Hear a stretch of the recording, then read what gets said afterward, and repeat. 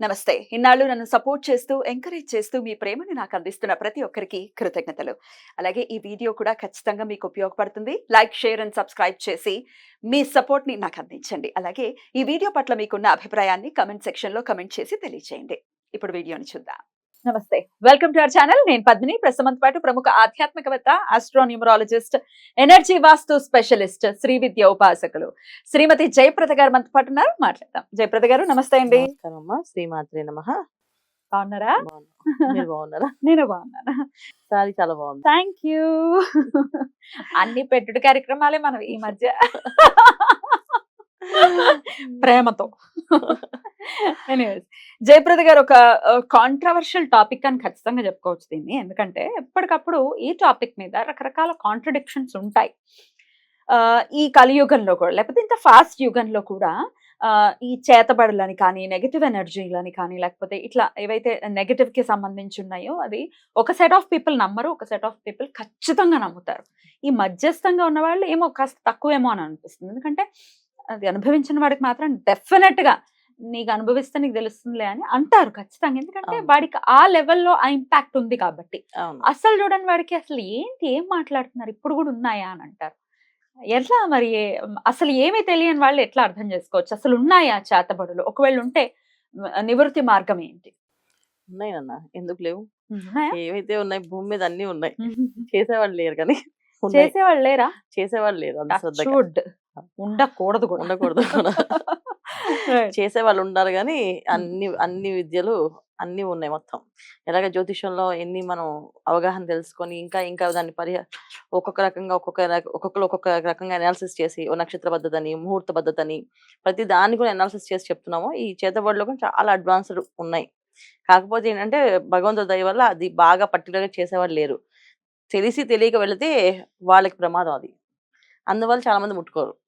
ఒకళ్ళు ముట్టుకుని చేసేటట్టయితే చాలా ఇబ్బందికరమైన సిచ్యువేషన్స్ ఎదుర్కోవాల్సి వస్తుంది. చాలా ఇబ్బందులు, చాలా మందికి వాళ్ళ వంశాలు నాశనం అయిపోతుంటాయి. చేసేవాళ్ళకు కూడా. ఎందుకంటే వాళ్ళు సరి చేయకపోతే, ఒక క్రియ అనేది పద్ధతిగా చేయకపోతే అది డెఫినెట్ గా అది వాళ్ళని దెబ్బతీసేస్తుంది. సో ఈ అద్భుతమైనటువంటి కళ అంతరించిపోతుందని చెప్పుకోవచ్చా? అలాగనే లేదు.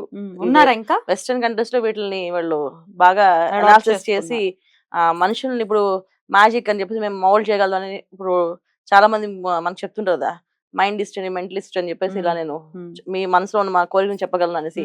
అవన్నీ కూడా ఇవన్నీ విద్యలే. సో అదాన్ని కన్నపిశాసే విద్య అంటారు. సో వాళ్ళ చెవు దగ్గర వచ్చి వాళ్ళ మనసులో ఏమనుకుంటారో అది విని అది వచ్చి వాళ్ళ చెవు చెప్తుంది కామ్గా. అది ఎవరికి కనబడదు, వాళ్ళకే కనిపిస్తుంది. సో వాళ్ళు వివరంగా మీరు ఇలా అనుకుంటున్నారు, ఇప్పుడు దీనికోసం వచ్చారు, మీరు ఈ పని మీద వచ్చారని చెప్పేసి మాట్లాడితే నమ్ముతారు కదా, ఖచ్చితంగా నమ్మేస్తాం కదా. కర్ణపిశాచ్. బాబాయ్. కాకపోతే దానికి ఆహారం రోజు ఒక ఎగ్ లాంటి పదార్థాన్ని నాన్ వెజ్ ఇవ్వాలన్నమాట. సో అలా చేసేవాళ్ళు మన ఇండియాలో ప్రస్తుతం అయితే లేరు. వేరే కంట్రీస్ లో చేస్తున్నారు, అనాలిసిస్ చేస్తున్నారు కావాలని ఇంట్రెస్ట్ గా. ఇప్పుడు చైనీస్ వాళ్ళు సంపాదించిన విద్యలు కూడా ఇలాంటి విద్యలే. వాళ్ళ కళ్ళతోటే మ్యాజిక్ చేసేసి మనుషులే కొట్టేసుకున్నట్టు చేస్తారు. ఇది కూడా ఆ విద్యలోకి వస్తుంది. అలాంటి విద్యలు ఇవన్నీ ఉన్నాయి చేతబడులు. కాకపోతే ఏంటంటే మనకి మెయిన్ ఉన్నది ఏంటంటే దిష్టి ఎక్కువ. ఒక్కరు నవ్వితే చూడలేని, ఓరవలేని బాధ ఉంది కదా, అదొక ఓరాలు తయారవుతుంది. ఎప్పుడైతే హ్యాపీనెస్ లో, సంతోషం, దేవుడి దగ్గర పూజ చేస్తే నిజంగా దేవుడు పలుకుతాడా అంటే ఖచ్చితంగా పలుకుతాడుగా. మేము ఇన్ని వారాలు నోములు, ఇంత హోమం చేసామంటే అమ్మవారు అనుగ్రహించి ఖచ్చితంగా వాళ్ళకి ఆ పని జరుగుతుంది కదా. ఇప్పుడు మనకు వర్షాలు కావాలంటే హోమం చేస్తున్నాం, వర్షం వస్తుంది కదా ఆ హోమ ఫలితం వల్ల. ఎలా అయితే ఆరా డెవలప్ అయ్యి ఆ భగవంతుడి దగ్గరికి వెళ్తుందో, నెగిటివ్ ఆరా అలాగే డెవలప్ అయ్యి అది మనకి రిఫ్లెక్ట్ అవుతుంది, అంటే మన బాడీ మీద పనిచేస్తుంది. అలా నెగిటివ్ ఎనర్జీస్ ఉన్నాయి. సో నెగిటివ్ ఎనర్జీస్ అనేది అంటే దిష్టి, ఒకరు బాగుంటే ఓరవలేని బాధ. సో వాళ్ళని ఎలా బాగుపడిపోతున్నారు, వీళ్ళు ఏమి చెప్పినా వీళ్ళు బాగా సక్సెస్ అయిపోతాను కంటిన్యూ మాట్లాడుతున్న వాళ్ళ బాధ. అండ్ వారి గురించి గాసిపింగ్ చేయటం, వాళ్ళు ఏం చేస్తున్నారో, ఇంత పైకి వచ్చారు, ఇట్లాంటి దరిద్రమైన యాటిట్యూడ్ ఉన్నవి డెఫినెట్ గా పెంచుకుంటున్నారు ఉన్నాయి. సో అలాగే మా ఉంటున్నాయి చేతబడి విధులు. సో చాలా మంది ఏంటంటే వశపరి విద్యలు ఉన్నాయి, వశపరచడం. అంటే ఇప్పుడు మిమ్మల్ని నేను వశపరచుకోవాలనుకుంటే ఒక విద్య దాన్ని చేసి ఈజీగా వశపరచుకోవచ్చు. ఎందుకు మంచితనం ఉంటే చక్కగా అయిపోతాం కదా. ఆహా. ధర్మబద్ధమైన వశీకరణ అది కదా. మంచిగా ఉన్నాము అని అంటే వాళ్ళు మంచి వాళ్ళు రా అని వశం అవుతారు. అవుతారు. కాకపోతే ఇవాళ రోజున మనుషుల్ని వశపరుచుకోవడానికి అలాంటి విద్యలు ఇంకా ఉన్నాయి భూమి మీద, చేస్తున్నారు. అవి బాగున్నాయి. అవి తాంత్రిక విద్యలు అంటారు. సో ఖచ్చితంగా ఇప్పుడు శత్రువుని నాశనం చేయాలనుకుంటారు, కానీ శత్రువుని నాశనం అవ్వదు. శత్రువులో ఉన్న ఆలోచనని నాశనం చేస్తుంది. శత్రుత్వం పోతుంది. వాళ్ళు మనసులో ఉన్న వీళ్ళ మీద ఉన్న ఆలోచన, చెడు ఆలోచన పోతుంది. సో దానికి చేస్తారు. ఇప్పుడు మన మహావిద్య హోమాల్లో మనం మెయిన్ ప్రత్యంగర హోమం చేస్తాం ఎక్కువగా, మిరపకాయలతో చేస్తుంటారు. మనకి ఇంట్లో ఒక్క మిరపకాయ పోపు వేసామంటే ఊపిరి కూడా ఆగదు, అంత గట్టిగా దగ్గొస్తుంది. అలాంటి వాళ్ళ హోమంలో ఎన్ని మిరపకాయలు వేసి చేసినా మనకి అక్కడ ఘాటు ఉండదు. అది తిన్నగా శత్రువులు ఎవరైతే అనుకున్నారో వాళ్ళ దాకా వెళ్తుంది. అది అక్కడ వాళ్ళకి ఆ ఆలోచన నాశనం చేసేస్తుంది. వదిలే, మనం ఈసారి నుంచి వాళ్ళని మనొద్దు, మన ఏదో మనం చేసుకుందాం అనే పాజిటివ్ ఎనర్జీ తెప్పిస్తుంది.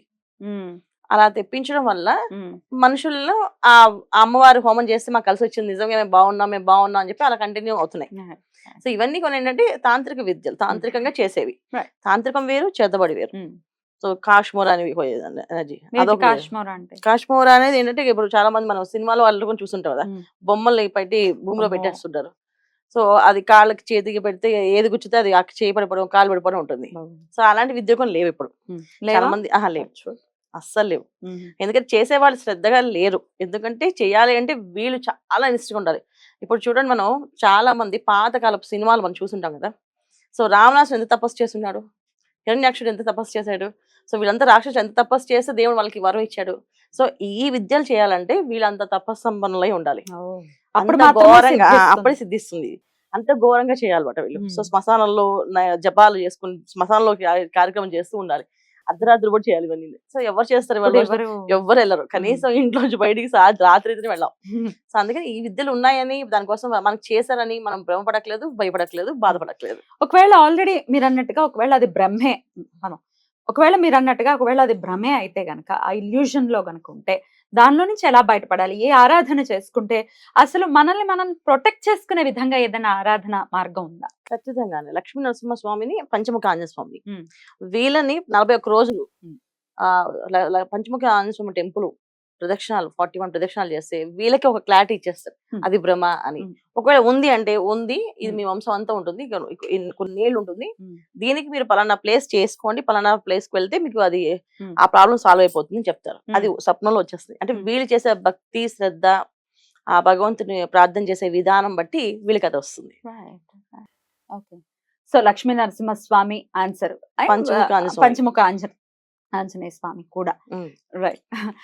ప్రొటెక్షన్ షీల్డ్ ని ఎవరికి వాళ్ళు ఖచ్చితంగా, ఎందుకంటే ఈ మధ్య కాలంలో ఏంటి, ఛానల్ మొదలు పెట్టినప్పటి నుంచి కూడా కొన్ని కాల్స్, ఈ పెక్యులర్ కాల్స్ రావటం, ఆశ్చర్యానికి గురి చేయటం, అంటే నమ్మే పరిస్థితి నాకైతే లేదు, ఎందుకంటే నాకు అట్లాంటి ఎక్స్పీరియన్స్ లేదు కాబట్టి. బట్ దెన్ వాళ్ళు చెప్పే విధానం చూస్తుంటే వాళ్ళు ఎంత సఫర్ అయి ఉన్నారు.